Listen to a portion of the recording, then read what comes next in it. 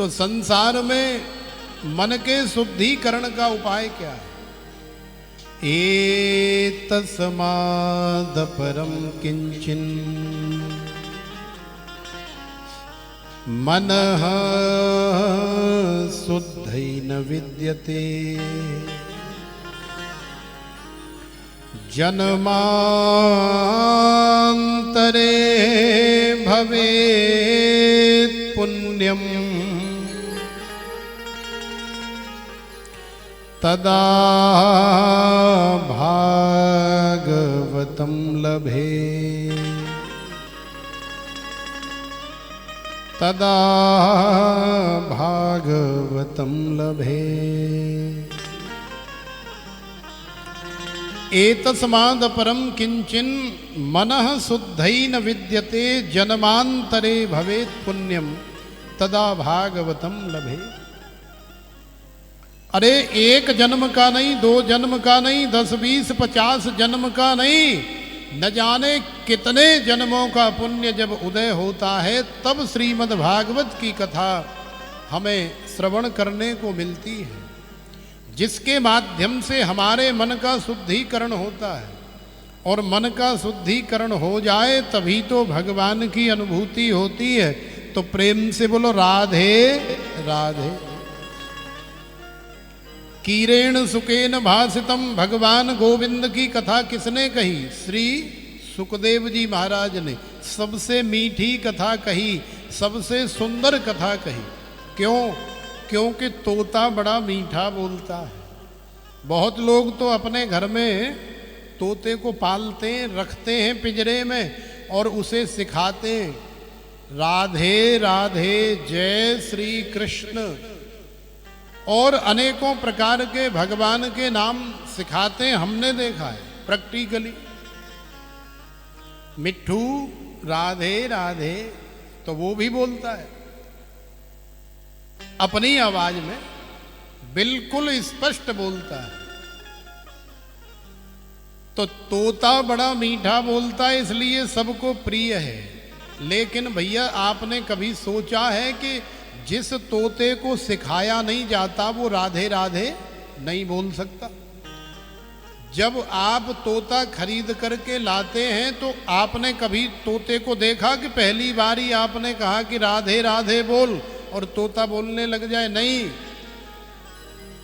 अरे 10 दिन, 20 दिन, 30 दिन, 50 दिन आपको नित्य उसे 10 बार, 50 बार, 100 बार सिखाना पड़ेगा, बताना पड़ेगा, सुनाना पड़ेगा, तब उसके दिल और दिमाग में वो राधे राधे, जय श्री कृष्ण बैठ जाए।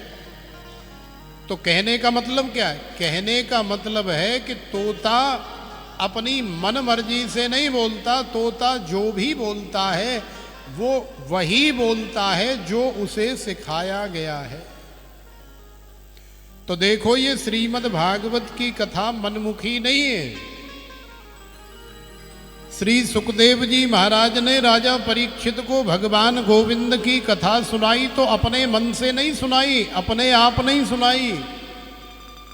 महर्षि वेद व्यास जी माने श्री सुखदेव जी के पिताजी और गुरु जी ने जो उन्हें सिखाया, जो उन्हें बताया, जैसे उन्हें सुनाया, वही कथा भगवान बांके बिहारी लाल की श्री सुखदेव जी महाराज ने मीठे स्वर में, सुंदर शब्दों में सारे संसार के कल्याण के लिए राजा परीक्षित के माध्यम से सबको श्रवण कराई। तो ये वही कथा है। सब लोग जानते हैं राजा परीक्षित को श्राप लगा और राजा परीक्षित को श्राप लगने के बाद जब राजा को पता चला कि अगले 7वें दिन में मरने वाला हूं, तो राजा ने संसार का जो मोह था, जो ममता थी, जो अविद्या थी, जो अज्ञान था, वो सब छोड़ दिया। क्योंकि मरता क्या नहीं करता। जब मृत्यु निकट आ जाए तो फिर आदमी कहता है भैया तू सब कुछ ले जा, जो भी मेरे पास है सब ले जा, लेकिन भाई मोकू छोड़ दे यार, मोकू मत मारे, क्योंकि मैं जीना चाहता हूँ। मेरी पत्नी ले जा, मेरे बच्चे ले जा, मेरे पास जो धन दौलत है, सोना चांदी रुपया पैसा गाड़ी घोड़ा जो कुछ है तू सब ले जा, लेकिन भैया जा घोड़ा है मत दबाए दियो, नहीं तो मेरी जीवन लीला समाप्त हो जाए। तो मरता क्या नहीं करता, मृत्यु का भय संसार में सबको सता रहा है, काल व्याल मुखग्रास। हम सब लोग काल के व्याल माने काल के ग्रास बने हुए हैं। अब ये तो अजगर जो समय है, ये अजगर ही तो है जिसके मुंह में हम बैठे हैं संसार में। अब ये तो इसकी मर्जी के ऊपर, इसकी इच्छा के ऊपर डिपेंड करता है कि ये कब अपना मुंह बंद करे और हमारी सांस रुक जाए। तो काल व्याल मुखग्रास त्रास निर्णास हेतवे श्रीमद् भागवतम शास्त्रम कलौ कीरेण भासितम। श्री सुखदेव जी महाराज के द्वारा गायन किया गया श्रीमद् भागवत ग्रंथ ही एकमात्र ऐसा साधन है जो आपको काल के व्याल से छुड़ा करके अभय प्रदान कर सकता है, आपको अभयत्व दे सकता है, आप मृत्यु के भय से रहित हो सकते हैं। अन्यथा संसार में और कोई ऐसा साधन नहीं है। तो प्रेम से बोलो राधे राधे। जब राजा परीक्षित को पता लगा कि हम मरने वाले हैं तो छोड़ दिया सब, राजपाट छोड़ दिया, बड़े बेटे को राज्याभिषिक्त कर दिया, गद्दी पर बिठा दिया, पत्नी को बताया भाग्यवान अब हम जा रहे हैं, अब तुम जानो, तुम्हारे बालक जाने, तुम्हारा काम जाने, हमें कोई लेना देना नहीं, हमें कोई मतलब नहीं, अब हम जा रहे हैं। बोले कहाँ जा रहे हो? बोले अब हम ये संसार छोड़ करके, सब कुछ छोड़ करके जा रहे हैं, माँ भगवती गंगा के परम पावन तट पर जा रहे हैं। आप भी जब घर से कहीं तीर्थ में जाते हो, माँ भगवती गंगा के किनारे आसपास जाते हो या यमुना जी के किनारे श्रीधाम वृंदावन में आते हो, तो कितनी तैयारी करके आते हो, कितने कितने बैग बांध करके लाते हो, कितने कितने जोड़ी कपड़े और न जाने क्या क्या, दो दो जोड़ी जूते चप्पल, न जाने क्या क्या बांध करके लाते हैं। पता नहीं वहाँ कुछ मिलेगा या नहीं मिलेगा, ऐसी सोच ले करके माने इतने किलो के तो हम स्वयं भी नहीं होते जितना किलो सामान साथ बांध लेते हैं। सर्दी में तो चल जाता है, लेकिन भैया जब गर्मी होती है ना और इतनी बड़ी ट्राली बांध ली हो और भीड़ भाड़ वाला अवसर हो, तो ऐसे में एक बैग और इधर लटक रहा हो, एक पीछे लटकाया हो और साथ में ट्राली हो, तो ऐसे में एक एक मिनट कितना भारी पड़ता है कि कब स्टेशन आए या कब स्टेशन से अपने गंतव्य माने अपनी मंजिल तक पहुंचे। एक एक मिनट भारी पड़ता है, ये हमारा अनुभव है। इसलिए हमें ज्ञान हो गया। बोले भाई सामान नहीं ढोना चाहिए, ज़्यादा मिलेगा मिल जाएगा, नहीं तो दो जोड़ी से ही काम चलाएं। अरे आज जो पहन लिए ठंडी में तो 2-3 दिन चल जाते हैं, 2-3 दिन पहन लो, और नहीं तो आज जो पहने सुबह नहाए पानी निकाल दो डाल दो, दूसरे पहन लो, अगले दिन तक वो सूख जाते हैं। इसी तरह से कार्य चलाया जा सकता है, कम से कम में चलाया जा सकता है, लेकिन नहीं ज़्यादा से ज़्यादा लेकर के चलते हैं। 15 दिन का टूर लगाने के लिए जा रहे हैं तो कम से कम 10 से 12 जोड़ी कपड़े तो रखेंगे ही रखेंगे, और सर्दियों के कपड़े तो वैसे ही ज़्यादा हो जाते हैं, तो आफत आती है। लेकिन राजा परीक्षित को देखो, राजा परीक्षित कितने बड़े चक्रवर्ती सम्राट हैं। राजा परीक्षित के पास क्या कमी है? सब कुछ तो है, सारी त्रिलोकी उनकी है। लेकिन अब जा रहे हैं माँ भगवती गंगा के पावन तट पर, तो राजा परीक्षित ने सब छोड़ दिया, सब त्याग दिया, और केवल लोटा लंगोटा और सोटा ये 3 चीज ले ली, जो अति आवश्यक हैं, जरूरी है। भाई लोटा तो चाहिए, गंगा जी में बैठ करके हाथ वाथ धोने हैं, नहाना है। पात्र चाहिए कि नहीं, कहीं भिक्षा लेनी है तो कोई तो पात्र हो। और शरीर ढकने के लिए लंगोटी आवश्यक है तो लंगोटा। और चूंकि जंगल है तो जंगल में अनेकों प्रकार के हिंसक अहिंसक जीव जंतु जानवर रहते हैं, तो फिर सोटा भी आवश्यक है। तो लोटा, लंगोटा और सोटा, तीन चीज ले ली। सारा राजपाट छोड़ करके राजा चल दिए भगवती गंगा के पावन तट पर, शुक्र ताल में जाकर के विराजमान हो गए। जैसा कि सब लोग जानते हैं, राजा परीक्षित भगवान के परम लाडले भक्त हैं। और ऐसे लाडले भक्त को यदि किसी प्रकार की कोई तकलीफ हो, कोई परेशानी हो, जो भगवान का भक्त हो, तो सारे संसार को दुख होता है, सारे संसार को पीड़ा होती है, सारे संसार के भक्तों को दुख होता है। न जाने कितने लाख करोड़ साधु संत महात्माओं को दुख हुआ, सारे संसार को दुख हुआ। कितने साधु संत गए राजा परीक्षित का दुख दूर करने के लिए, लेकिन कोई दुख दूर नहीं कर पाया। आखिरकार श्री सुखदेव जी महाराज का आगमन हुआ। तत्रा भवद भगवान व्यासपुत्रो यदृच्छया गामटमानोऽनपेक्षः अलक्ष्यलिंगम निजलाभतुष्टो वृतश्च बालैः अवधूतवेशः। तो देखो, श्री सुखदेव जी महाराज का आगमन होता है और श्री सुखदेव जी महाराज ने कह दिया, बोले बेटा चिंता करने की आवश्यकता नहीं है, हम आ गए ना, ठीक हो जाओगे। क्योंकि श्री सुखदेव जी महाराज जानते हैं कि राजा की बीमारी क्या है। भाई डॉक्टर को पता लग जाए कि इसकी बीमारी क्या है तो वो आश्वासन दे देता है। अभी तक जितने साधु संत महात्मा गए, उन्हें बीमारी का ही पता ही नहीं लग रहा है कि बीमारी क्या है, और पता भी लग रहा है तो उनके पास उस रोग की, उस बीमारी की दवाई नहीं है, औषधि नहीं है, तो देंगे क्या। इसलिए सबने हाथ जोड़ लिए, लेकिन श्री सुखदेव जी महाराज ने कहा, बेटा चिंता करने की न कोई जरूरत ना है, तू चिंता मत कर, हम तेरे को ऐसी दवाई देंगे कि बिल्कुल ठीक हो जाएगा।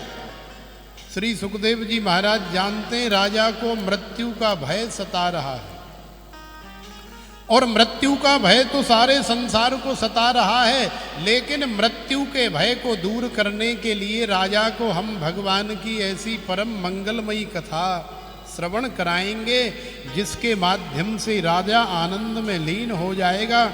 और कोई जब आनंद में लीन हो, अपनी मस्ती में बैठा हो, तो उस समय उसका सिर भी काट दिया जाए तो उसे तकलीफ नहीं होगी, क्योंकि वो आनंद में लीन है। अब पीछे से कोई सिर काट दे तो आनंद में लीन होने के बाद इस शरीर को चाहे तक्षक डस ले या कोई और खा जाए, राजा को किसी प्रकार का कोई कष्ट नहीं होगा।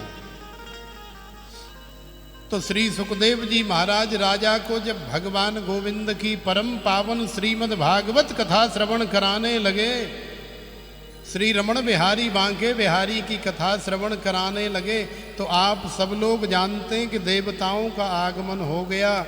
सुधा कुंभम गृहीत्वैव देवास्तत्र समागमन। और बड़ी विनम्रता से, बड़ी प्रार्थना से, बड़े सहज स्वभाव से, एवं विनिमये जाते सुधा राज्ञा प्रपीयता प्रपास्यामो वयं सर्वे श्रीमद्भागवतामृतम् श्रीमद्भागवतामृतम्। तो देखो, सुधा कुंभम गृहीत्वैव देवास्तत्र समागमन, देवता लोग आ गए और बड़ी प्रार्थना से, बड़ी सहजता से खड़े हो गए, बोले महाराज प्रणाम करते हैं। लेकिन श्री सुखदेव जी महाराज समझ गए, क्योंकि जो परम संत होते हैं ना, जो पहुँचे हुए दिव्यात्मा होते हैं, जो महापुरुष होते हैं, वो बड़ी जल्दी समझ जाते हैं। वो माथा देख करके ही पढ़ लेते हैं आगे पीछे का। तो ऐसे त्रिकालज्ञ श्री सुखदेव जी महाराज ने समझ लिया कि ये देवता लोग आखिरकार अमृत का कलश लेकर के क्यों आए हैं। सुकम नत्वा वदन सर्वे स्वकार्य कुशलासुरा, माने देवता लोग अपने कार्य को बनाने में बड़े तेज होते हैं, बड़े निपुण होते हैं, बड़े चतुर चालाक होते हैं।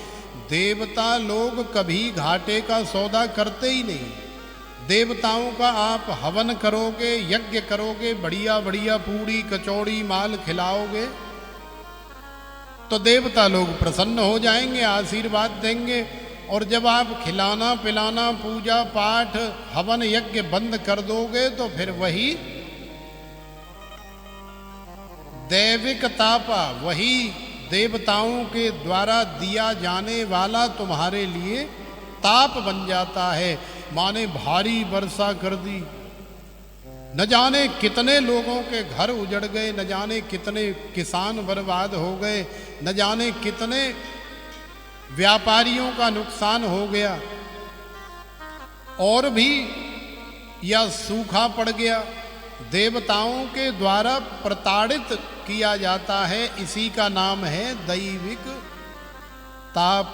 तो देवता तभी प्रसन्न होते हैं, देवता तभी कार्य करते हैं जब देवताओं का कोई कार्य सिद्ध हो रहा हो। श्री सुखदेव जी महाराज सावधान हो गए, समझ गए कि अमृत तो इतनी साधारण चीज नहीं है जितनी साधारणतया ये मेरे सामने इसे प्रस्तुत कर रहे हैं। अरे इस अमृत को पाने के लिए देवासुर संग्राम हुआ।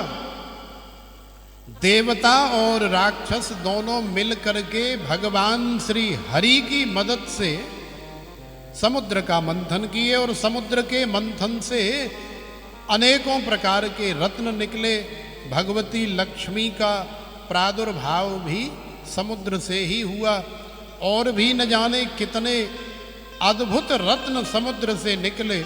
लेकिन सबसे पहले कौन सा रत्न निकला? सबसे पहले समुद्र से क्या निकला? सबसे पहले समुद्र से हलाहल विष निकला, और विष के बाद में फिर एक एक सुंदर सुंदर रत्न निकलते गए। तो देखो, हमारा ये शरीर भी समुद्र है। जब हम इसका मंथन करते हैं ना, तो सबसे पहले इस शरीर रूपी समुद्र से भी विष ही निकलता है। अनेकों प्रकार के जो सांसारिक विषय रूपी जो जहर भरे हुए हैं हमारे मन में, मस्तिष्क में, वो सब निकल करके भगवान की कथा से बाहर आ जाते हैं, और फिर अंत में अमृत निकलता है। ऐसे ही समुद्र से अमृत निकला, लेकिन उस अमृत को लेने के लिए देवता लोग और राक्षस लोग आपस में लड़े। न जाने कितनी मेहनत करी, कितना प्रयास किया, और भगवान श्री हरि ने बड़ी चतुराई से, बड़ी चालाकी से देवताओं को अमृत पिलाया, और बाकी जो बच गया था वो देवताओं को दे दिया। बोले ले जाओ भाई, इसे स्वर्ग में रखो, ये आगे के लिए काम आएगा। तो इतनी मेहनत से, इतनी कठिनाई से प्राप्त की हुई वस्तु कोई साधारणतया आपको दे जाए, इस बात में जरूर कहीं न कहीं संशय है। माने आपसे कहे, नरेश जी आप ऐसा करो केवल 50,000 रुपये इन्वेस्ट करो, केवल 50,000 का काम है, और 4 महीने बाद ही देखो 10 लाख रुपए का कैसे प्रॉफिट होता है। 50,000 रुपये में 10 लाख रुपए कमाओ। यदि ऐसा लॉलीपॉप आपको कोई दे रहा है तो सावधान हो जाओ। 50,000 रुपये में यदि 10 लाख रुपए की बचत की बात कर रहा है तो सावधान हो जाओ। भले ही उसे एकदम से कुछ कहो मत, लेकिन अंदर से सावधान हो जाओ, जैसे श्री सुखदेव जी महाराज सावधान हो गए। अभी भगाया नहीं देवताओं, अभी बात कर रहे हैं, लेकिन समझ गए कि ये अपना कोई कार्य बनाने के लिए आए हैं, हमारे फायदे की बात कर रहे हैं, राजा परीक्षित के फायदे की बात कर रहे हैं और अपने नुकसान की बात कर रहे हैं। तो भैया ऐसा कौन सा जीव है संसार में जो अपना नुकसान करके दूसरे का फायदा करेगा, और वो भी देवता जो स्वकार्य कुशला सुरा, माने अपने कार्य को करने में जो सबसे ज़्यादा चतुर चालाक, सबसे ज़्यादा निपुण हैं, ऐसे देवता अपना नुकसान अपनी हानि कैसे कर सकते। बात कुछ जमी नहीं। तो जब बात जमी नहीं तो श्री सुखदेव जी महाराज ने कहा कि कोई बात नहीं, आप भी कथा सुन लो, हम तो कथा सुना ही रहे हैं, राजा भी बैठ करके सुन रहा है, आप भी सुन लो। तो देवताओं ने कहा कि नहीं बाबा, हम तो अकेले ही कथा सुनेंगे, आप अमृत इसके बदले में ले लो हमसे, और ये राजा को 2-4 चम्मच पिलाओ, आप भी 2-4 चम्मच पियो, बाकी अपने पास रख लो, आगे काम आएगा। ये राजा को तो घर भेज दो, और हम भगवान गोविंद की कथा आपके पास बैठ करके शांति से आनंद से श्रवण करना चाहते। तो देखो, समझने वाली बात यह है कि कथा न तो बेची जाती है और ना ही कथा खरीदने की संसार में किसी की हैसियत है। ये कथा तो भगवान की अनमोल है, इसकी कोई कीमत नहीं है। कोई क्या कीमत देगा? देवता लोग अमृत दे करके क्या भगवान की कथा खरीद सकते हैं? संभव ही नहीं है। श्री सुखदेव जी महाराज से बहुत आग्रह किया, बोले बाबा अमृत ले लो, ये राजा को यहां से हटाओ, ये कथा आप हमें सुनाओ। क्योंकि देवता लोग जानते हैं रमण बिहारी, बांके बिहारी, रास बिहारी, कुंज बिहारी की कथा ही एकमात्र ऐसा साधन है जिसे श्रवण करके, जिसे जीवन में उतार करके जीव का कल्याण हो जाता है। अन्यथा संसार में और कोई ऐसा साधन नहीं है, चाहे वो अमृत हो या विष हो या धन दौलत वैभव स्वर्ग वैकुंठ इत्यादि हो, फिर भी वहाँ से ते त्वं भुक्त्वा स्वर्ग लोकम विशालम क्षीणे पुण्ये मर्त्य लोकम विसंति। माने तुम्हारे पुण्यों का जब क्षीण हो जाते हैं, तुम्हारे पुण्यों का जब क्षय हो जाता है, पुण्य समाप्त हो जाते हैं, तो देवता भी स्वर्ग के द्वार पे खड़ा करके तुम्हारी कमर में एक कर्री सी लात मार देते, और फिर तुम काऊ मैया के गर्भ में आकर के लाला या लाली बन जाते हो अपने कर्म के अनुसार, या पशु पक्षी कीट पतंगे इत्यादि बन जाते हो। तो स्वर्ग में भी आप तभी तक रह सकते हो जब तक आपके पुण्य जोर मार रहे हैं। पुण्य क्षीण हो गए तो फिर आप स्वर्ग में नहीं रह सकते। तो देवता लोग चालाकी कर रहे हैं, देवता लोग अमृत दे करके भगवान की कथा खरीदने की बात कर रहे हैं। लेकिन श्री सुखदेव जी महाराज ने कहा कि न तो राजा ने पुकारा है और न हमने बुलाया है, आखिरकार ये स्वार्थी देवता इतने परमार्थी कब से हो गए? ये बात कछु हमारी समझ में आई नहीं। तो श्री सुखदेव जी महाराज ने देवताओं से फिर कह दिया, भाई कोई ज़्यादा ही पीछे पड़ जाए कि आप आज ही अरे आज ही आप 50,000 दो और 4 महीने बाद देखो 10 लाख रुपए कैसे बनते। तो फिर आखिरकार आदमी दुखी होकर के कह ही देता है कि भैया जब ज्यादा जोर लगा रहे हो और आपको विश्वास है कि 50,000 के 4 महीने बाद ही 10 लाख बनने वाले हैं, तो 2-4 लाख रुपए आप इन्वेस्ट कर दो, करोड़ों रुपए बन जाएंगे तुम्हारे। तो तुम क्यों दर दर भटक रहे हो? सोचने वाली बात है कि नहीं। अब ये जो लॉटरी चलती है, ये जो सट्टा चलता है, इसमें 1 रुपए के 1,000 देते हैं कि नहीं। ये जो गाँव में, शहरों में, गाँव में तो यहाँ उसको दड़ा बोलते हैं, क्या बोलते हैं, तो वो रोज लगाते हैं लोग नंबर, सट्टा मटका तो रोज लगाते हैं। यदि सबका निकलने लग जाए 1 रुपए का 1,000, तो ये संसार में काम कौन करेगा? ये संसार को कौन चलाएगा? 1 रुपए का 1,000, फिर 1,000 के कितने हो गए, फिर उतनों के कितने हो गए, फिर उतनों के कितने हो गए। माने 4 दिन में भी आप 4 दिन की राशि में ही आप संख्या भूल जाएंगे। इतना धन एक आदमी के पास कैसे आएगा, कहां से आएगा? संभव ही नहीं है। तो ये सब बेवकूफ बनाने वाली बातें हैं। माने ठग लोग ऐसा प्रयास करते हैं कि किसी भी तरह से लॉलीपॉप दे करके फंसा लिया जाए और फिर बाद में। जय राम जी की। तो प्रेम से बोलो राधे। तो देखो श्री सुखदेव जी महाराज ने बड़ी सुंदर बात कही देवताओं से। क्व स्वधा क्व कथा लोके क्व काच क्व मणिर्महा ब्रह्मरातो विचारयैवं तदा देवाञ्जहासः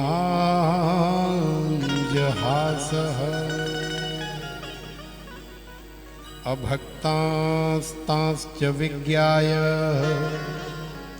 न ददौ स कथामृतम् श्रीमद्भागवती वार्ताम् सुराणाम्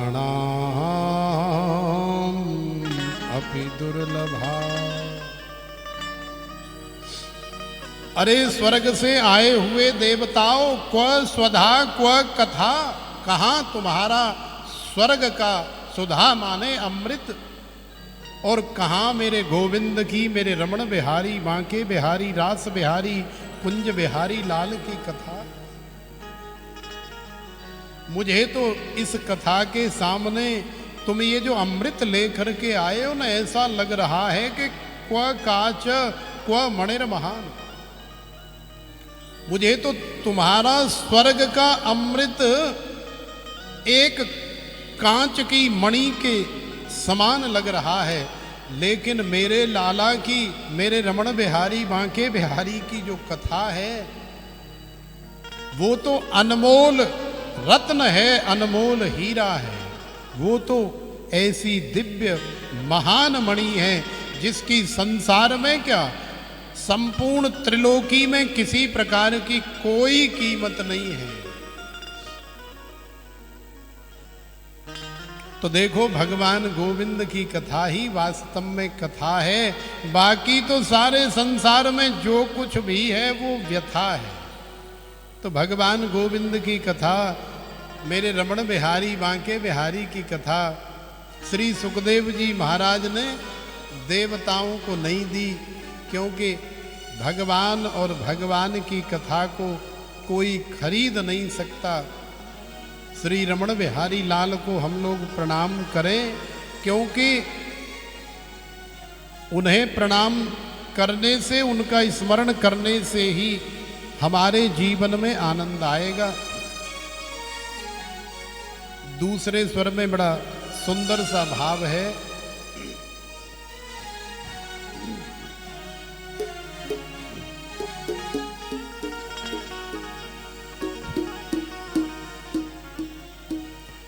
हो मेरे रमण बिहारी लाल तिहारी सूरत पे बलिहारी।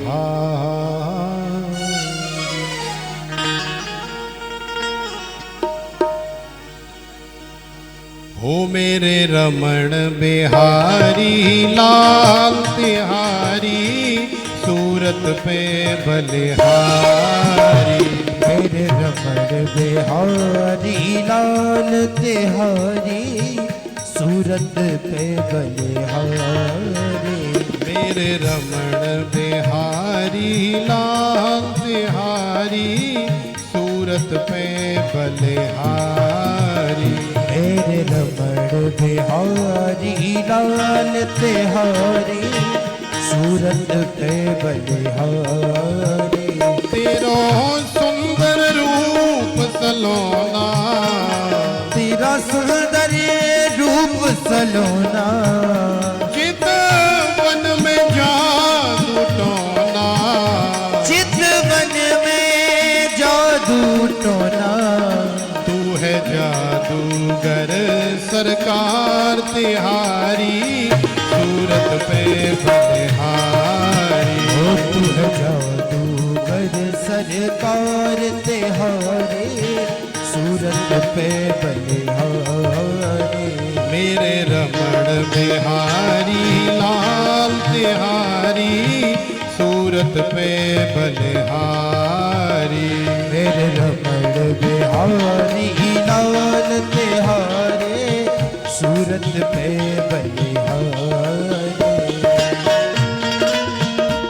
श्री रमण बिहारी लाल की।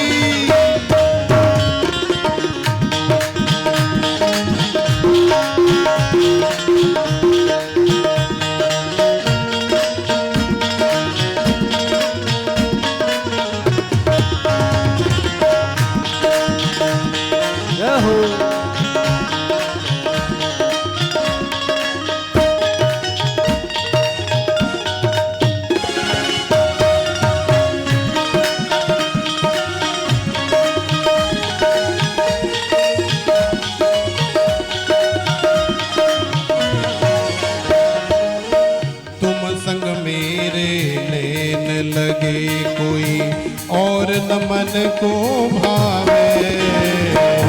तुम संग मेरे नैन लगे कोई और न मन को भाए। तुम संग मेरे नैन लगे कोई और न मन को भावे। तुम संग मेरे नैन लगे और न मन को भाए। बांके बिहारी रमण बिहारी कुंज बिहारी आवे। ओ बांके बिहारी रमण बिहारी कुंज बिहारी आवे। तेरा रूप बड़ा है सोना, तेरा रूप बड़ा है सोना। जो देखे हो जाए टोना, जो देखे हो जाए टोना। मेरे बालिक ओ सरकार तिहारी सूरत पे बलिहारी। मेरे मालिक हो सरकार तिहारी सूरत पे बलिहारी। मेरे रमण बिहारी लाल तिहारी सूरत पे बलिहारी। मेरे रमण बिहारी लाल तिहारी सूरत पे बलिहारी।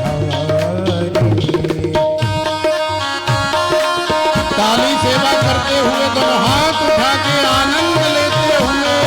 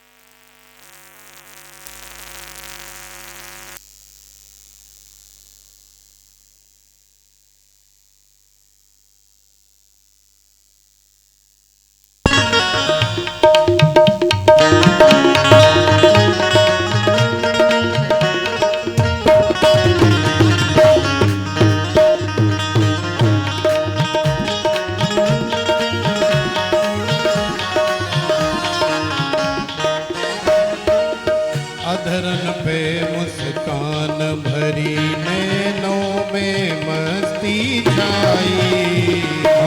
अधरों पे मुस्कान भरी, नैनों में मस्ती छाई। अधरन पे मुस्कान भरी, नैनों में मस्ती छाई। अधरों पे मुस्कान भरी, नैनों में मस्ती छाई। सुंदरता के सागर हो तुम, चांद तेरी परछाई। प्यारे सुंदरता के सागर हो तुम, चांद तेरी परछाई। तू है खुशियों भरा खजाना, तू है खुशियों भरा खजाना। जो देखे हो जाए दाना, जो देखे हो जाए दीवाना। तुझे देखे जो एक बार निहारी, सूरत पे बलिहारी। तुझे देखे जो एक बार तिहारी, सूरत पे बलिहारी। मेरे रमण बिहारी लाल तिहारी, सूरत पे बलिहारी। मेरे रमण बिहारी लाल तिहारी, सूरत पे बलिहारी। रमण बिहारी लाल की।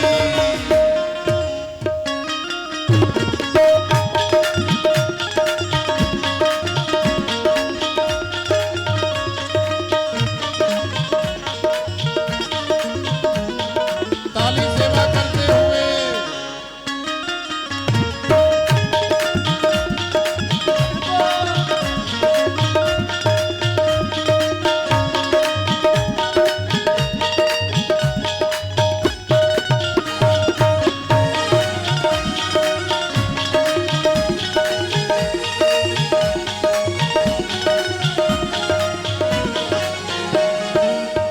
अद्भुत दिव्य सिंगार तेरा नभ, यौवन श्याम कलेवर। अद्भुत दिव्य श्रृंगार तेरा नभ, यौवन श्याम कलेवर। अद्भुत दिव्य श्रृंगार तेरा नव, यौवन श्याम कलेवर। अद्भुत दिव्य श्रृंगार तेरा नभ, यौवन श्याम कलेवर। राधा जू संग नित्य पधारो, मन मंदिर के अंदर। राधा जो सगे नित्य पधारो, मन मंदिर के अंदर। ये है अभिलाषा मन में, ये है अभिलाषा मन में। बस जाओ मेरे नैनन में, बस जाओ मेरे नैनन में। बस कर दो ये उपकार तिहारी, सूरत पे बलिहारी। बस कर दो ये उपकार तिहारी, सूरत पे बलिहारी। मेरे रमण बिहारी लाल तिहारी, सूरत पे बलिहारी। ओ मेरे रमण बिहारी लाल तिहारी, सूरत पे बलिहारी। तेरो सुंदर रूप सलोना, तेरा सुंदर रूप सलोना। चितवन में जादू टोना, ओ जित बन में जादू टोना। तू है जादूगर सरकार तिहारी, सूरत पे बलिहारी। तू है जादूगर सरकार तिहारी, सूरत पे बलिहारी। मेरे रमण बिहारी लाल बिहारी, सूरत पे बलिहारी। मेरे रमण बिहारी लाल तिहारी, सूरत पे बलिहारी। मेरे रमण बिहारी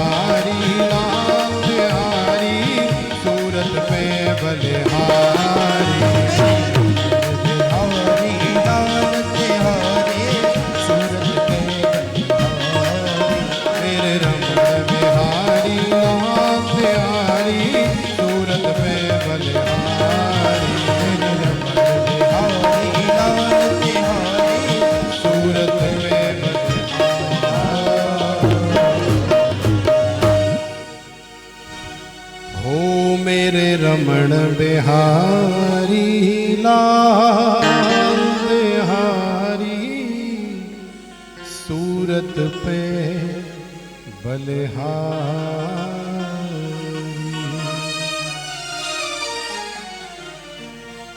तो देखो श्री रमण बिहारी लाल बांके बिहारी लाल की कथा ही एकमात्र ऐसी है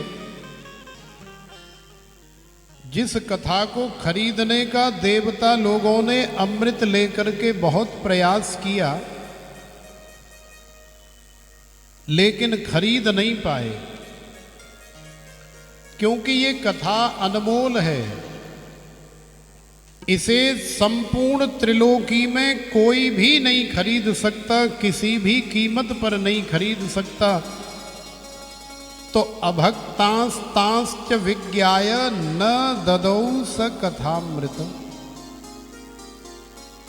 देवता लोगों को श्री सुखदेव जी महाराज ने अभक्त समझा कि ये वास्तव में कथा सुनने के लिए नहीं आए। यदि कथा सुनने के लिए आए होते तो लेन देन की कोई बात ही नहीं करते। कथा चल रही है, धीरे से आकर के जहाँ पर स्थान मिल जाता वहीं पर बैठ जाते और आराम से कथा श्रवण करते। किसी प्रकार की कोई प्रॉब्लम नहीं, न कहने वाले को कोई परेशानी, न श्रवण करने वाले को परेशानी।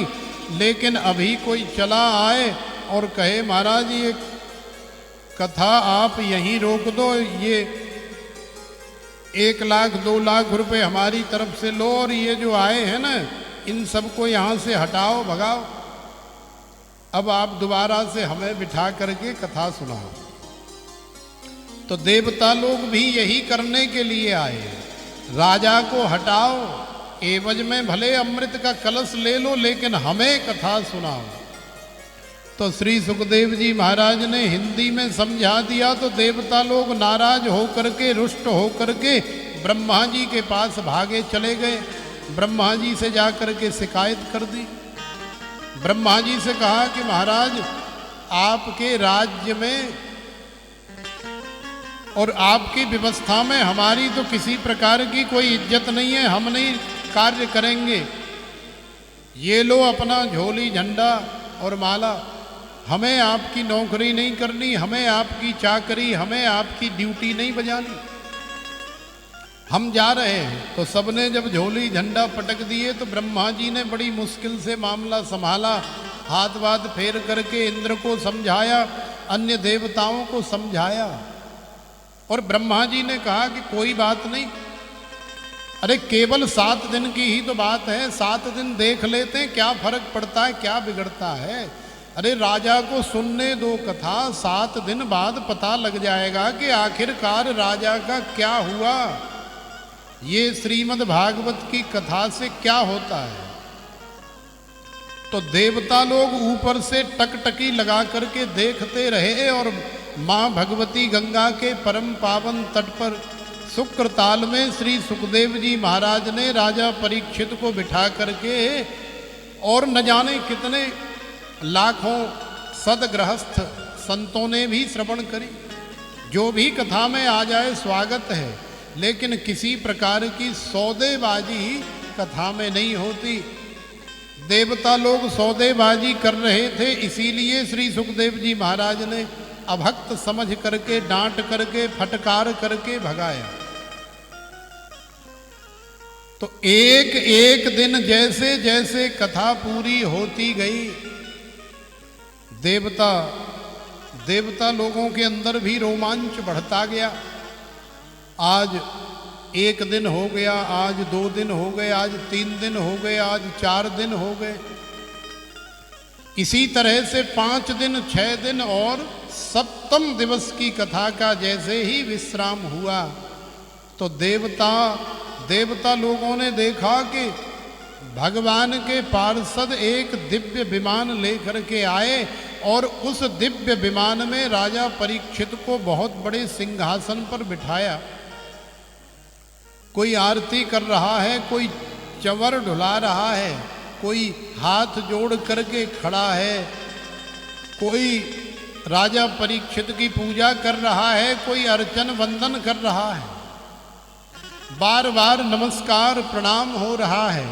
इतने स्वागत सत्कार के साथ में राजा परीक्षित को ले जाया जा रहा है भगवान के श्री धाम में, भगवान के गौलोक में।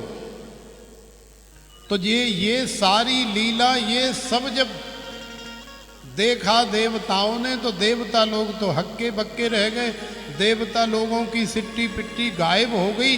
बोले भैया, जिस मुक्ति के लिए, जिस कल्याण के लिए न जाने कितने हजार लाख वर्ष ऋषि मुनि तपस्या करते हैं, भजन करते हैं, साधना करते हैं, न जाने क्या क्या योग ध्यान प्राणायाम इत्यादि करते हैं, तो भी संशय रहता है कि मिलेगी या नहीं मिलेगी। लेकिन केवल 7 दिन ये श्रीमद् भागवत की कथा श्रवण कर लेने से राजा की मुक्ति हो गई। ये तो अद्भुत आश्चर्य है, अलौकिक चमत्कार है, ऐसा हम लोग मान ही नहीं सकते। तो जब आश्चर्य हुआ तो देखो, देवता लोगों ने ब्रह्मा जी से कहा, ब्रह्मा जी तो सब देख ही रहे थे, ब्रह्मा जी को भी संशय हो गया भागवत के प्रति।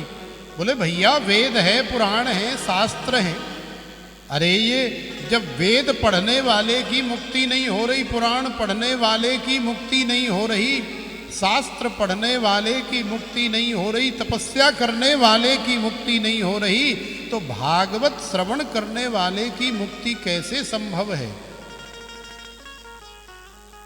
तो ब्रह्मा जी को भी संशय हो गया, आश्चर्य हो गया। राज्ञो मोक्षम तथा वीक्ष्य पुरा धाता विस्मितः सत्यलोके तुलां बद्ध्वा साधनान्यज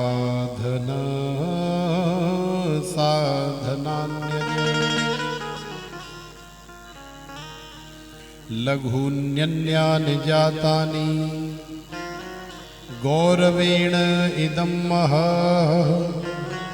तदा ऋषिगणा सर्वे विस्मयं परमं ययुः। तो देखो, ब्रह्मा जी को भी आश्चर्य हुआ, ब्रह्मा जी भी संशय से युक्त हो गए। तो अपना संशय दूर करने के लिए और देवताओं के संशय की निवृत्ति के लिए ब्रह्मा जी ने कहा, भैया लाओ भागवत को उठा के। तो भागवत उठा करके लाए और एक तराजू बनाई, एक तराजू के पल्ले में भागवत जी को रख दिया और फिर दूसरे पल्ले में वेद चढ़ाए, पुराण चढ़ाए, शास्त्र चढ़ाए और अन्य न जाने कितने ग्रंथ चढ़ाए। लेकिन भागवत जी जिस पलड़े में विराजमान की हैं, वो पलड़ा अभी तक टच से मच नहीं हुआ जमीन से, जहाँ की तहाँ रखा है। ऐसी अद्भुत वजनदार चीज है ये, ऐसा अद्भुत माल है, ठोस है, मजबूत है, माने प्रमाणित है, मोहर लगी हुई है, भगवान गोविंद के साइन है। श्रीमद् भागवताख्योयम प्रत्यक्ष कृष्ण एव ही। तो ये तो साक्षात श्री कृष्ण हैं। स्वकीयम यद भवत्तेजः तच्च भागवते दधात। अब भगवान ही तराजू के एक पलड़े में बैठे हैं, तो भगवान किसी वेद के द्वारा, शास्त्र के द्वारा या अन्य धार्मिक पुराण ग्रंथों के द्वारा कैसे उठाए जा सकते हैं? संभव ही नहीं है। तो जब भागवत जी का पलड़ा नहीं उठा तो फिर देवता लोगों ने हाथ जोड़े, ब्रह्मा जी ने हाथ जोड़े और श्रीमद् भागवत जी को प्रणाम किया।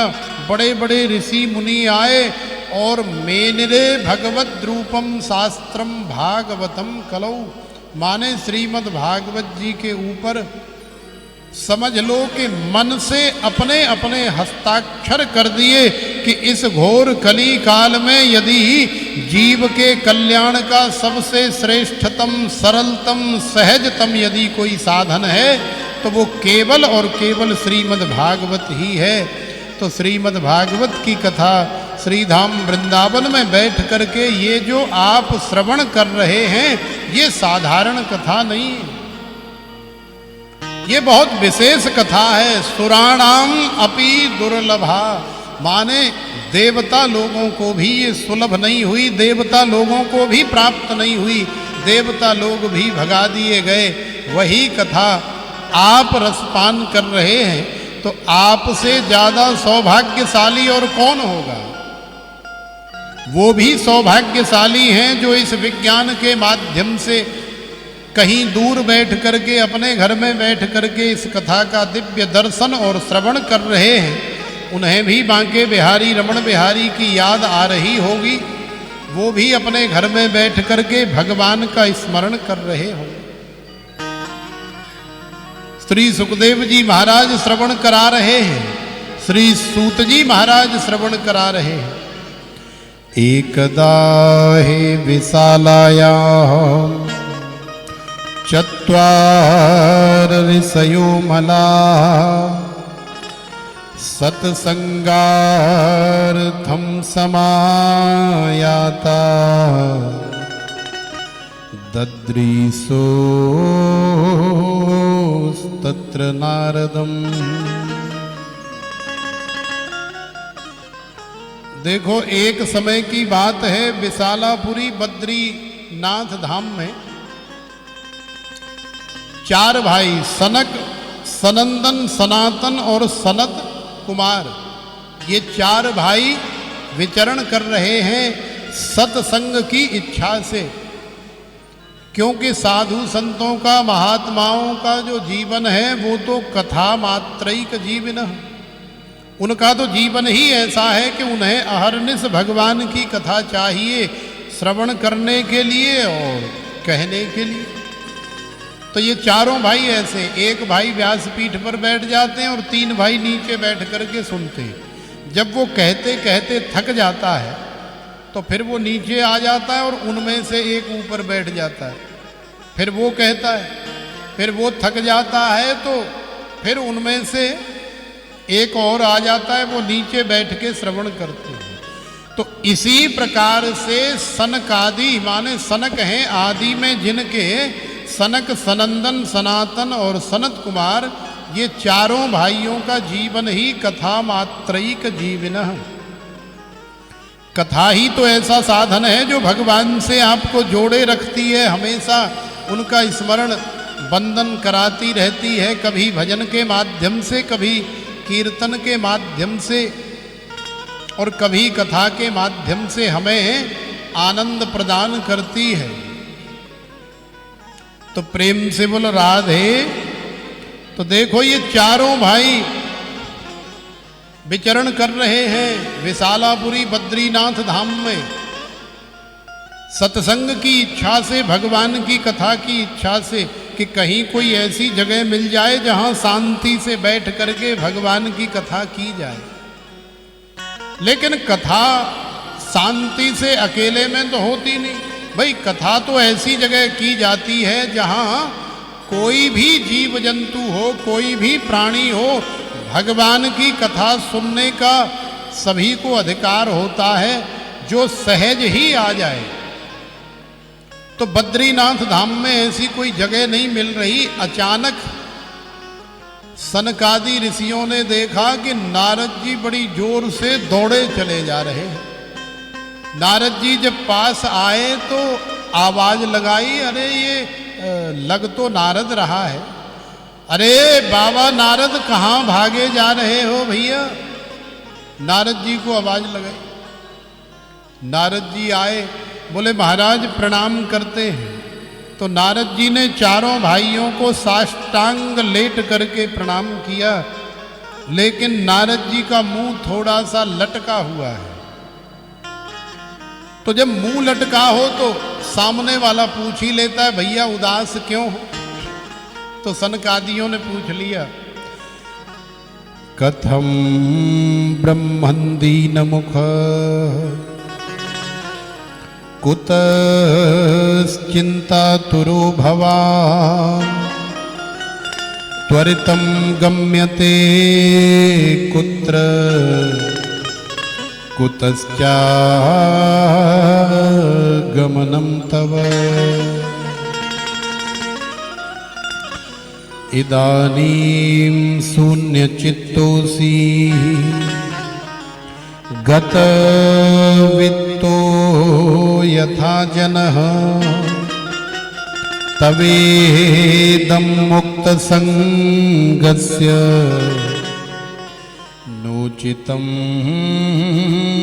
वद कारणम्। अरे ब्रह्मन् कथम दीनमुख, हे ब्राह्मण देवता, हे श्री नारद जी, हम देख रहे हैं कि आप न जाने कहाँ से आ रहे हैं और न जाने कहाँ भागे जा रहे हैं, और इसके साथ साथ आप उदास भी हैं, आपका मुंह भी लटका हुआ है। आखिरकार आपको कौन सी परेशानी है, कौन सा दुख है, कौन सा कष्ट है, कौन सा क्लेश है? अरे हमें भी बताओ, यदि संभव होगा तो हम भी उसे दूर करने का प्रयास करेंगे। और हमें तो ऐसा लग रहा है कि गतवित्तो यथा जनः, माने किसी कृपण ने, किसी कंजूस ने एक एक रुपया संचय करके करोड़ों रुपए इकट्ठा किया और एकदम से डकैती पड़ गई, डकैत ले गए, या बाढ़ आ गई, बाढ़ में बह गया, या किसी भी प्रकार से उसका इकट्ठा किया गया, संचय किया गया सारा धन नष्ट हो गया, तो उसके हृदय में जितनी वेदना होती है, उस समय जो आकृति उसके मुखमंडल की होती है वही हमें आपके मुख की लग रही है। माने गतवित्तो यथा जनः। लेकिन जब विचार करते हैं कि आपने तो ऐसा कुछ नहीं किया, संसार का कोई धन तो है ही नहीं आप, भाई कंजूस आप है नहीं, और एक एक रुपया आपने इकट्ठा नहीं किया, पैसा तो लेते ही नहीं, आप तो विरक्त संत हैं। अरे महाराज, आप तो ऐसे संत हैं कि संसार के दुखों से दुखी कोई जीव यदि आपके दर्शन भी कर ले, आपके प्रसन्न चित्त मुखमंडल का दिव्य दर्शन कर ले, तो उसके दुख दूर हो जाते हैं। लेकिन हमें दुख इस बात का है कि आप जैसा परम विरक्त संत आज इतना दुखी दिखाई दे रहा है। आखिर आपके दुख का कारण क्या है? क्योंकि संतों के पास ऐसा कोई धन होता ही नहीं है जिसे कोई चोर डकैत छीन करके ले जाए, बाढ़ आ जाए तो बह जाए, कोई कनपटी पे रख करके ले जाए। संतों के पास ऐसा कोई धन होता ही नहीं। तो संतों के पास कौन सा धन होता है? अरे संतों के पास तो केवल और केवल हमारी किशोरी श्री राधिका रानी के नाम का धन होता है। बरसाने में बैठी हुई लाडली जू के नाम का धन होता है। तो बाबा, आप इतने दुखी क्यों हो रहे हो? तीसरे स्वर में आप गाओ बाबा, हमारे साथ में आनंद आ जाएगा। क्योंकि संतों के पास यही धन होता है और संतों के पास संसार का कोई धन नहीं होता।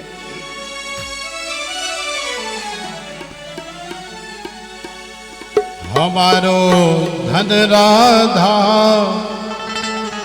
श्री राधा, श्री राधा, हमारो धन राधा, श्री राधा, श्री राधा, हमारो धन राधा, श्री राधा, श्री राधा, हमारो धन राधा, श्री राधा, श्री राधा, हमारो धन राधा, श्री राधा, श्री राधा, परम धन राधा, श्री राधा, श्री राधा, परम धन राधा, श्री राधा, श्री राधा, जीवन धन राधा, श्री राधा, श्री राधा, जीवन धन राधा, श्री राधा, श्री राधा, बरसाने वाली राधा, राधा, राधा, राधा,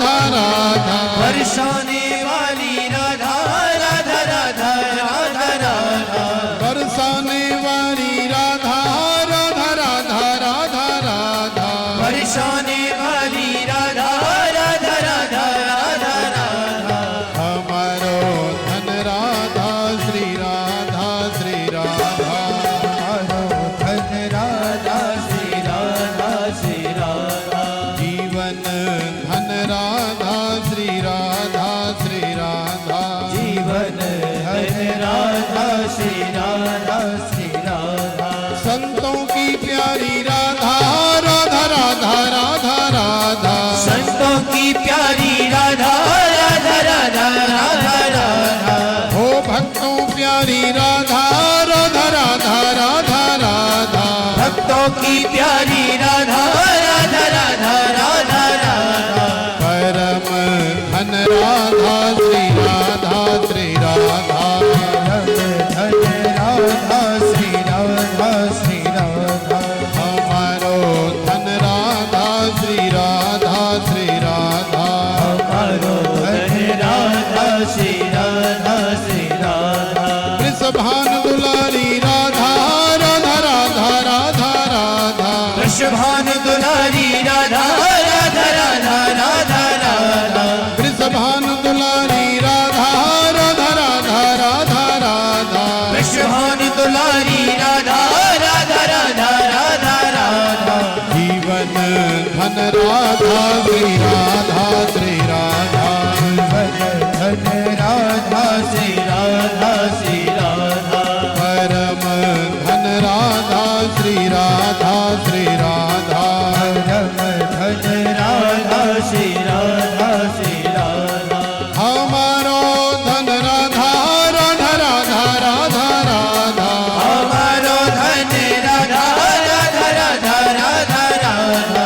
परम धन राधा राधा राधा राधा राधा। परम धन राधा राधा राधा राधा राधा। परम धन राधा श्री राधा श्री राधा। परम धन राधा श्री राधा श्री राधा। बरसाने वाली राधा श्री राधा श्री राधा। हर्षाने वाली राधा श्री राधा श्री राधा। हो श्याम प्यारी राधा श्री राधा श्री राधा। ओ श्यामा प्यारी राधा श्री राधा श्री राधा। संतों की प्यारी राधा श्री राधा श्री राधा। संतों की प्यारी राधा श्री राधा श्री राधा। भक्तों की प्यारी राधा श्री राधा श्री राधा। भक्तों की प्यारी राधा श्री राधा श्री राधा। हमारी प्यारी राधा श्री राधा श्री राधा। हमारी प्यारी राधा श्री राधा श्री राधा। हमारो धन राधा श्री राधा श्री राधा। हमारो धन राधा श्री राधा श्री राधा। हमारो धन राधा श्री राधा श्री राधा। हमारो धन राधा श्री राधा श्री राधा। हमारो धन राधा श्री राधा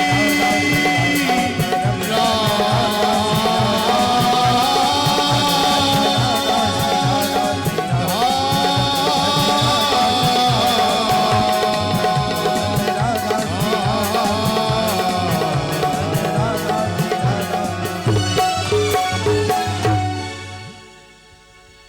हमारो धन राधा श्री राधा श्री राधा।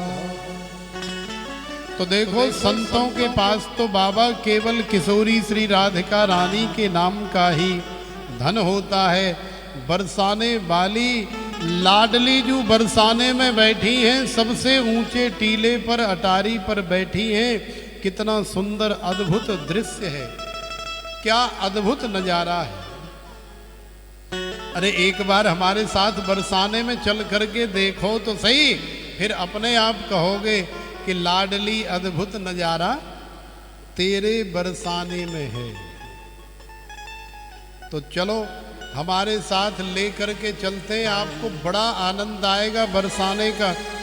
लाडली जू की दिव्य छटा और महल का दर्शन करके आते हैं।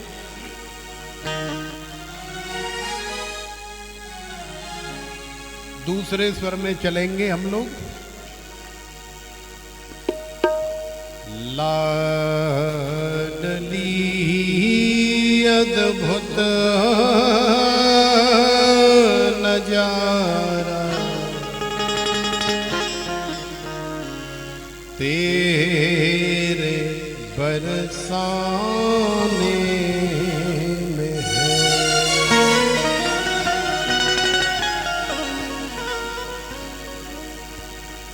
लाडली अद्भुत नजारा तेरे बरसाने में है। लाडली अद्भुत नजारा तेरे बरसाने में है। लाडली अद्भुत नजारा तेरे बरसाने में है। लाडली अद्भुत नजारा तेरे बरसाने में है। बेसहारों का सहारा, बेसहारों का सहारा, बेसहारों का सहारा, बेसहारों का सहारा तेरे बरसाने में है। लाडली अद्भुत नजारा तेरे बरसाने में है। लाडली अद्भुत नजारा तेरे बरसाने में है।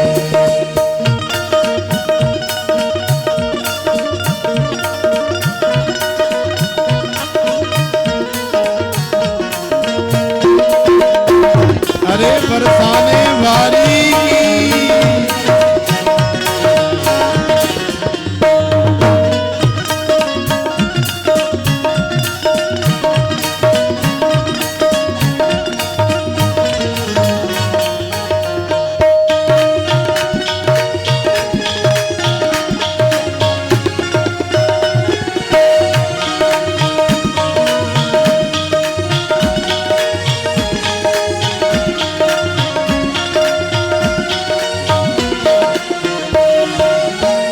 झांकियां तेरे महल की कर रहे सब देवगन।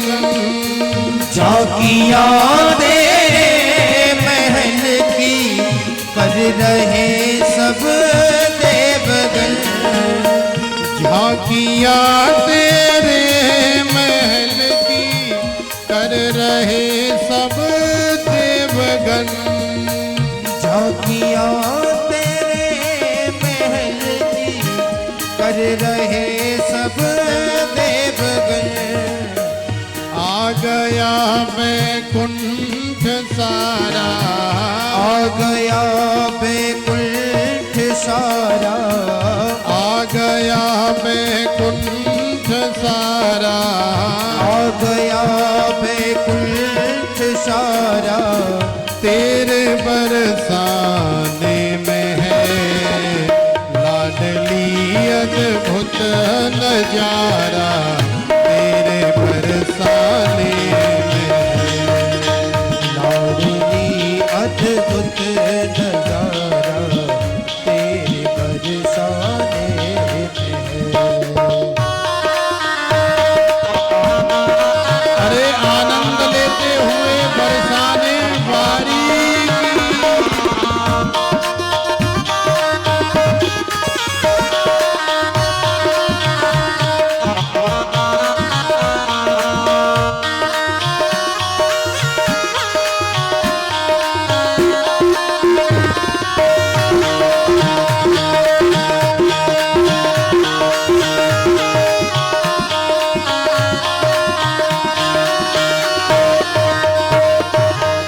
हर लता हर डाल पर तेरी दया की है नजर। हर लता हर डाल पर तेरी कृपा की है नजर। हर लता हर डाल पर तेरी कृपा की है नजर। हर लता हर डाल पर तेरी कृपा की है नजर। हर घड़ी यसुमत दुलारा, हर घड़ी यसुमत दुलारा, हर घड़ी यसुमत दुलारा, हर घड़ी यसुमत दुलारा। तेरे बरसाने में है लाडली अद्भुत नजारा, तेरे बरसाने में है लाडली अद्भुत नजारा, तेरे बरसाने में है।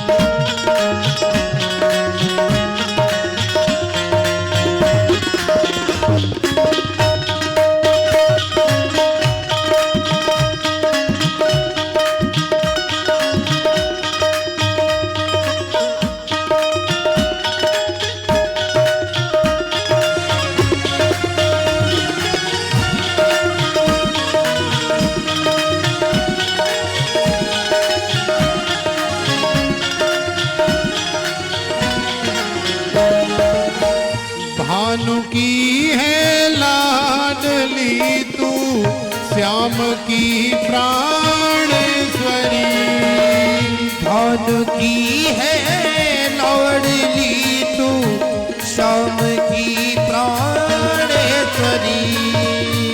भानु की है लाडली तू, श्याम की प्राणेश्वरी, भानु की है लाडली तू, श्याम की प्राणेश्वरी।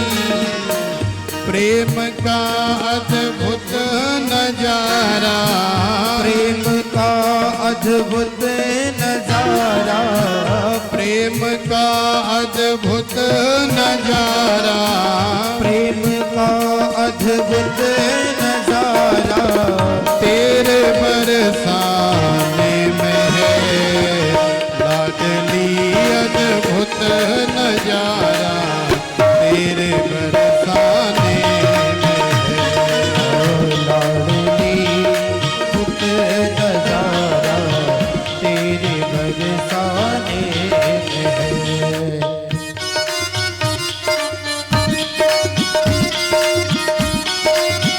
किशोरी श्री राधिका रानी की।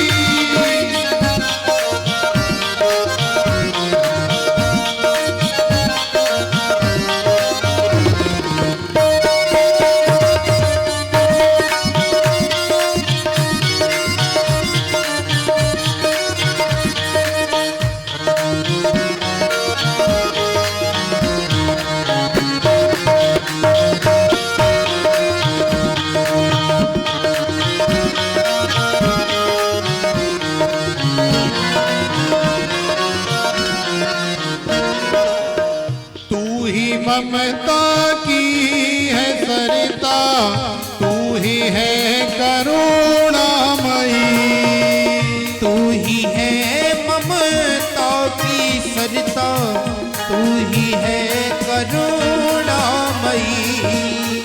तू ही है ममता की सरिता, तू ही है करुणामयी, तू ही है ममता की सरिता, तू ही है करुणामयी। तेरी कृपा की शीतल छाया, तेरी कृपा की शीतल छाया, तेरी कृपा की शीतल छाया, तेरी कृपा की शीतल छाया। तेरे बरसाने में है लाडली अद्भुत नजारा, तेरे बरसाने में है लाडली अद्भुत नजारा, तेरे बरसाने में है। लाडली अद्भुत नजारा, तेरे बरसाने में है लाडली अद्भुत नजारा तेरे बरसाने में। बेसहारों का सहारा, बेसहारों का सहारा, बेसहारों का सहारा, बेसहारों का सहारा तेरे बरसाने में है। लाडली अद्भुत नजारा तेरे बरसाने में है। लाडली अद्भुत नजारा तेरे बरसाने में। लाडली अद्भुत नजारा तेरे बरसाने में है।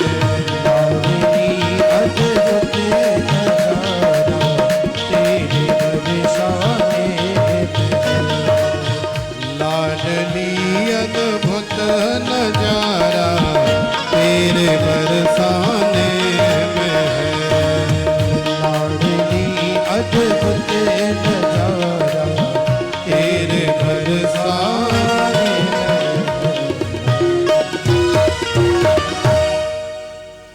लाडली अद्भुत नजारा तेरे बरसाने में है। तो देखो हमारी किशोरी श्री राधिका रानी के बरसाने में तो अद्भुत नजारा है, अद्भुत अलौकिक वैभव है, अलौकिक संपदा है, वहां लौकिकता है ही नहीं। बरसाने की परिक्रमा करो, बरसाने के अंदर आप कहीं भी भ्रमण करो तो आपको ऐसा प्रतीत होता है जैसे सतयुग वाले समय में हम लोग भ्रमण कर रहे हैं।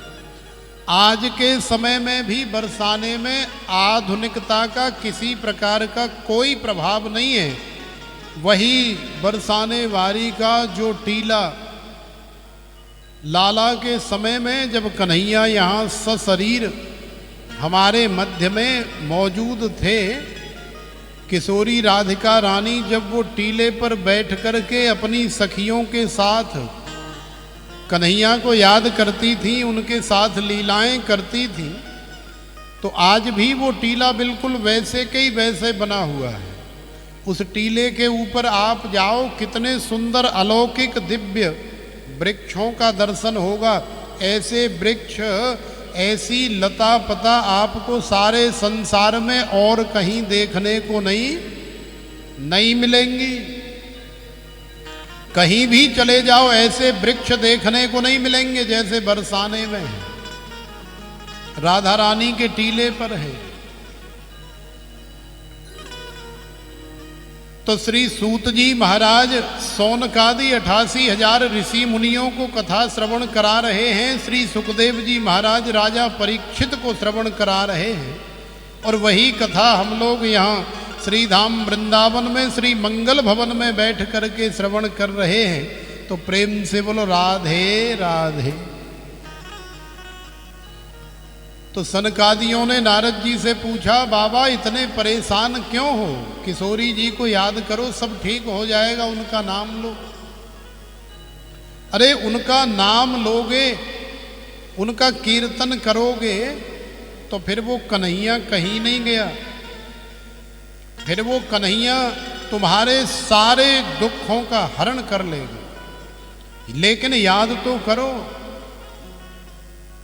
अरे महाराज आपको क्या बताऊं, मेरा क्या दुख है? बोले बताओ तो सही, जब तक बताओगे नहीं बीमारी क्या है तो दवाई कैसे देंगे?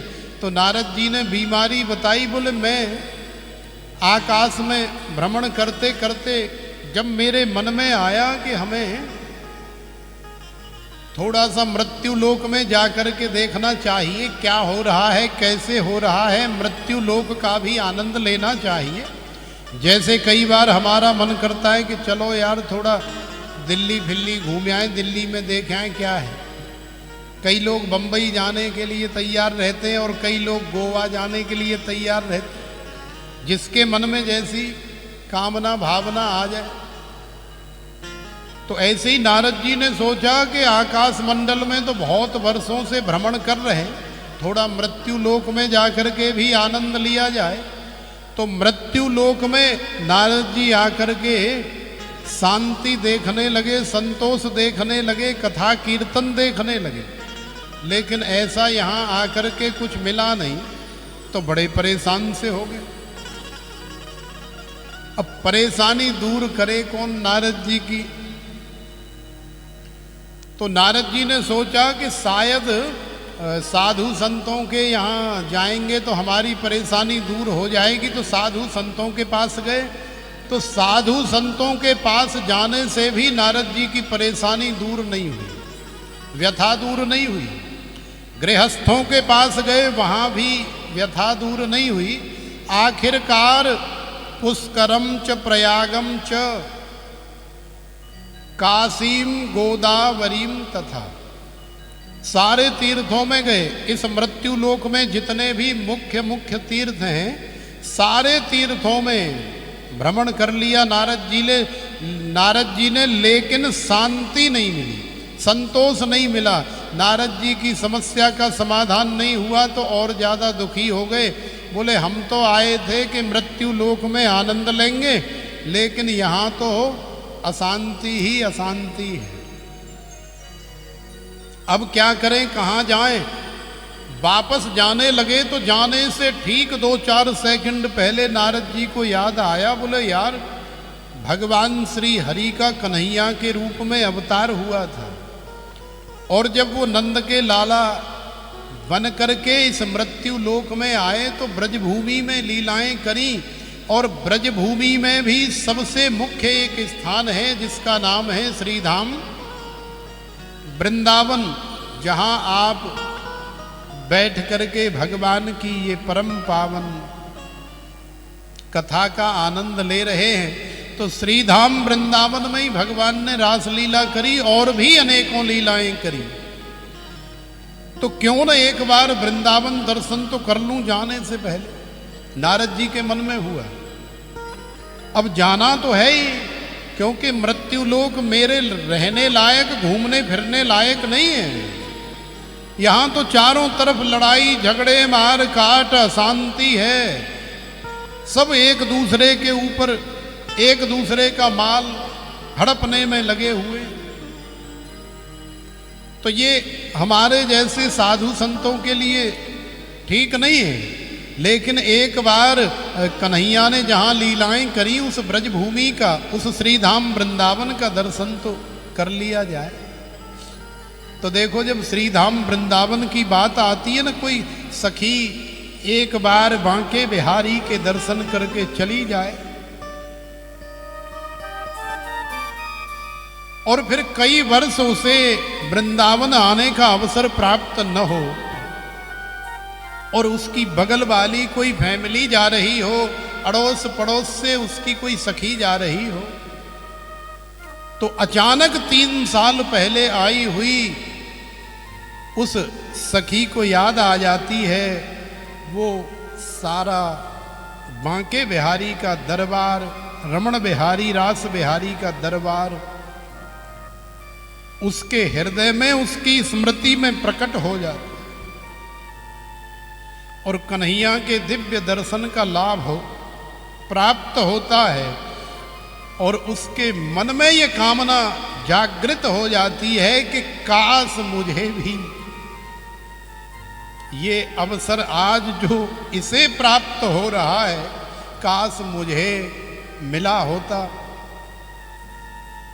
मैं भी अपने पति के साथ, अपने बाल बच्चों के साथ श्रीधाम वृंदावन गई होती और बांके बिहारी के दरबार में खड़ी होकर के उन्हें निहार रही होती। लेकिन ऐसा संभव नहीं है, क्योंकि जब मेरे पास समय होता है तब ये बिजी रहते हैं, और जब ये फ्री रहते हैं तो मुझे शादी विवाह पार्टियों से फुर्सत नहीं। इसलिए 3 वर्ष व्यतीत हो गए वो झांकी आज भी मेरे हृदय में विद्यमान है।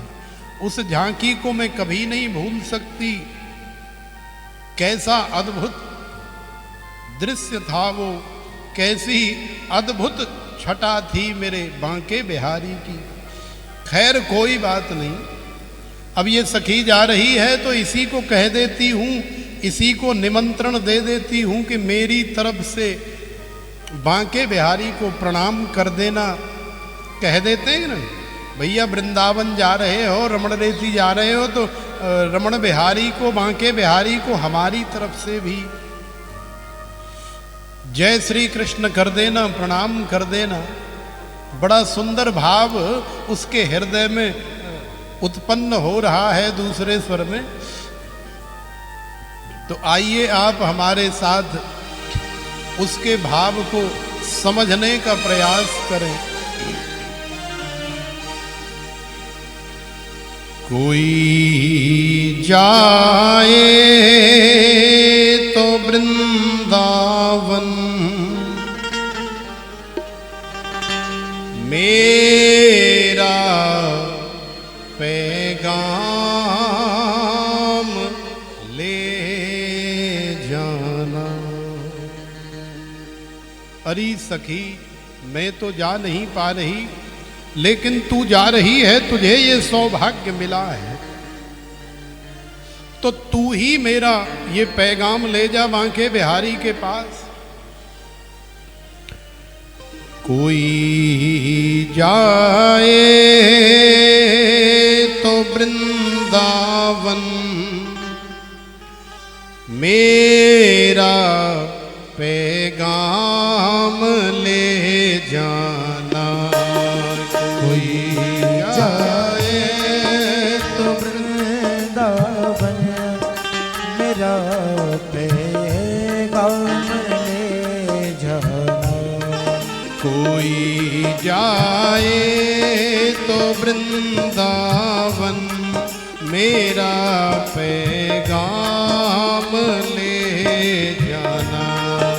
कोई जाए तो वृंदावन, मेरा पैगाम ले जाना।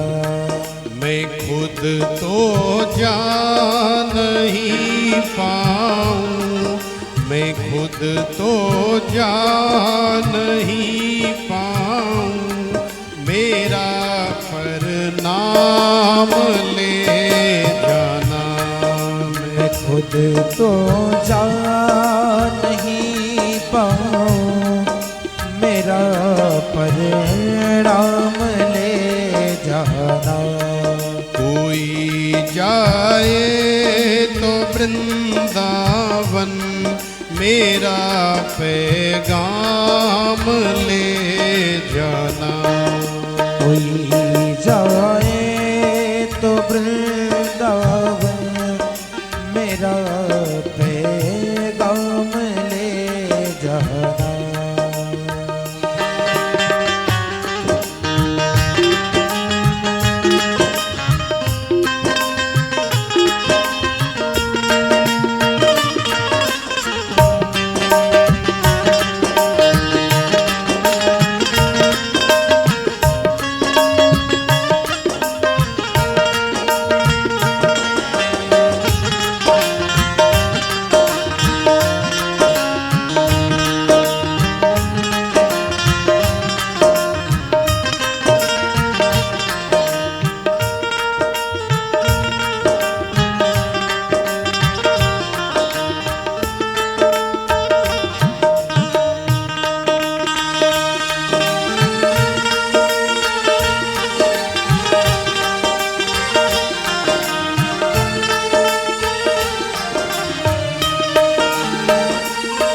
ये कहना मुरली वाले से, मुझे तुम कब बुलाओगे।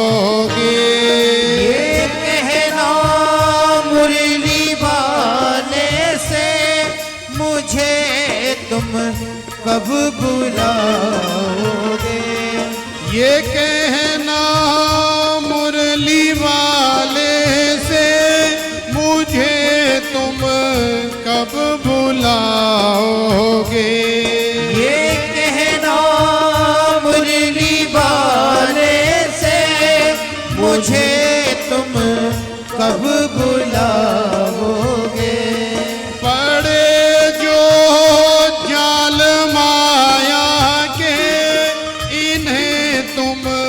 कब छुड़ाओगे। पड़े जो जाल माया के इन्हें तुम कब छुड़ाओगे। इन्हें तुम कब छुड़ाओगे। इन्हें तुम कब छुड़ाओगे।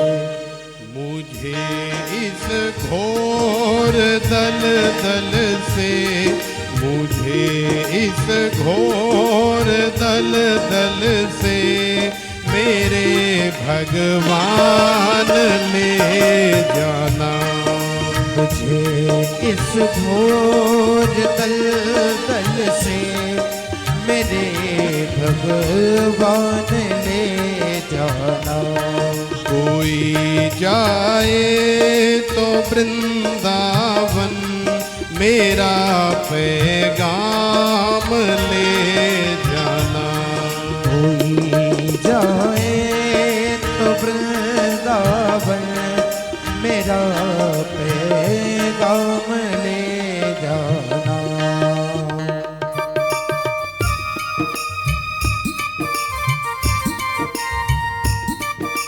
ताली सेवा करते हुए गाइए।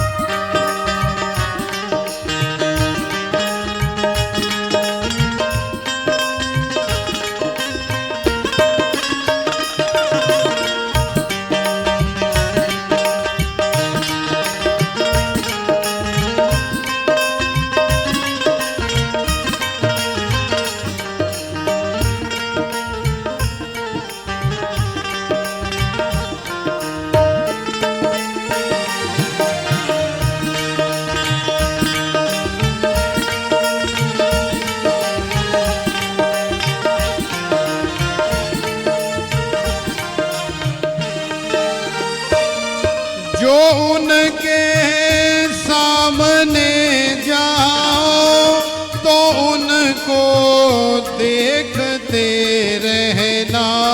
जो उनके सामने जाओ तो उनको देखते रहना। जो उनके सामने जाओ तो उनको देखते रहना। जो उनके सामने जाओ तो उनको देखते रहना। जो पूछे हाल मेरा तो जुबान से कुछ नहीं कहना। जो पूछे हाल मेरा तो जुबान से कुछ नहीं कहना। जुबान से कुछ नहीं कहना। वो जुबान से कुछ नहीं कहना। बहा देना कुछ आंसू, बहा देना कुछ आंसू मेरी ये याद ले जाना। बहा देना कुछ आंसू मेरी पहचान ले जाना। कोई जाए तो वृंदावन, कोई जाए तो वृंदावन मेरा पैगाम ले जाना। कोई जाए तो वृंदावन मेरा पैगाम ले जाना।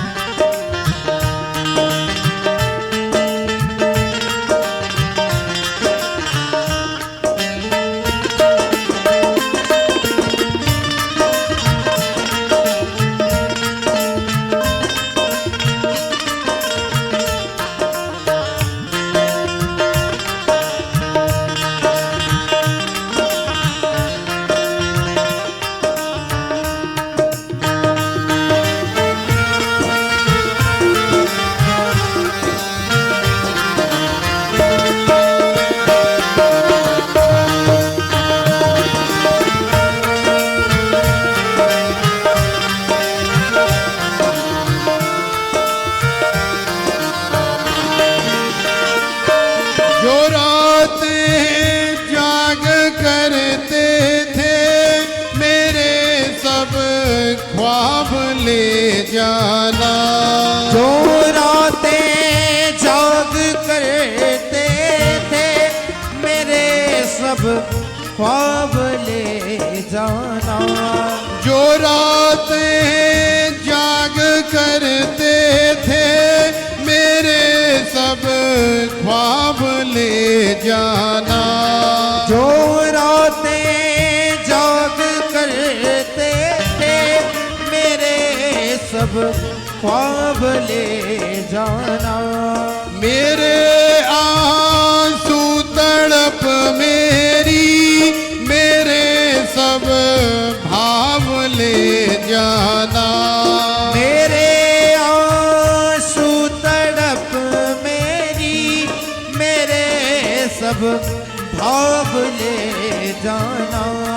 मेरे सब भाव ले जाना। मेरे सब भाव ले जाना। न ले जाओ अगर मुझको, न ले जाओ अगर मुझको, मेरे अरमान ले जाना। न ले जाओ अगर मुझको मेरे अरमान ले जाना। कोई जाए तो वृंदावन, कोई जाए तो वृंदावन, मेरा पैगाम ले जाना। कोई जाए तो वृंदावन मेरा पैगाम ले जाना।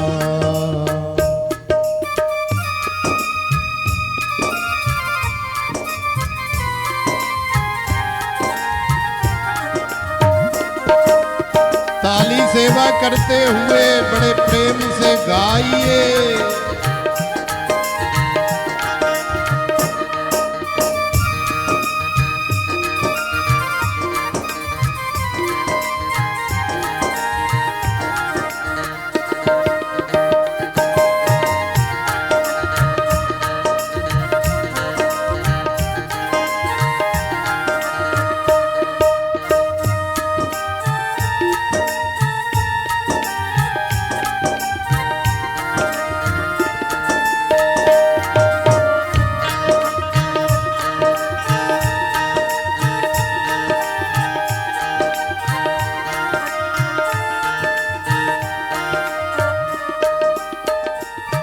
मैं भटकूं दर बदर प्यारे, जो तेरे मन में आए कर। मैं भटकूं दर बदर प्यारे, जो तेरे मन में आए कर।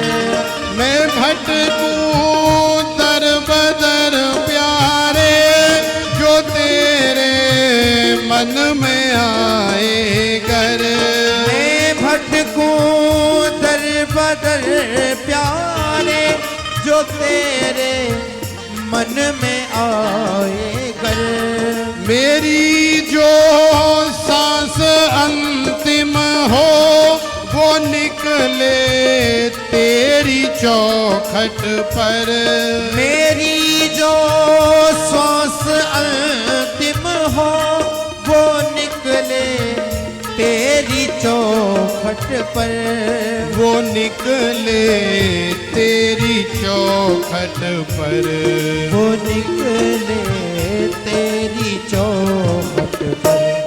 हरि दासी हूँ मैं तेरी, हरि दासी हूँ मैं तेरी, मुझे स्वीकार कर लेना। हरि दासी हूँ मैं तेरी, मुझे पहचान ले जाना। हरि दासी हूँ मैं तेरी, मुझे पहचान ले जाना। हरि दासी हूँ मैं तेरी, मुझे मुझे पहचान ले जाना। कोई जाए तो वृंदावन, कोई जाए तो वृंदावन, मेरा पैगाम ले जाना। कोई जाए तो वृंदावन, मेरा पैगाम ले जाना। मैं खुद तो जा नहीं पाऊँ, मैं खुद तो जा नहीं पाऊँ, मेरा प्रणाम ले जाना। मैं खुद तो जा नहीं पाऊँ, मेरा प्रणाम ले जाना। कोई जाए तो वृंदावन, कोई जाए तो वृंदावन, मेरा पैगाम ले जाना। कोई जाए तो वृंदावन, मेरा पैगाम ले जाना। मेरा पैगाम ले जाना, मेरा पैगाम ले ले जाना। जाना। कोई जाए तो वृंदावन, मेरा पैगाम ले जाना। तो देखो श्री धाम वृंदावन की ऐसी अद्भुत महिमा है, क्योंकि श्री धाम वृंदावन में बांके बिहारी हैं, रमण बिहारी हैं, रास बिहारी हैं, कुंज बिहारी हैं, शैल बिहारी हैं, ब्रज बिहारी हैं। और बरसाने में बैठी हुई किशोरी श्री राधिका रानी है, वो भी उनसे अलग नहीं है, एक ही है। तस्मात् ज्योतिर्भवेद भूत देवा श्री राधा माधव रूपकम। दो ज्योतियां राधा और रमण बिहारी की, बांके बिहारी और किशोरी जू की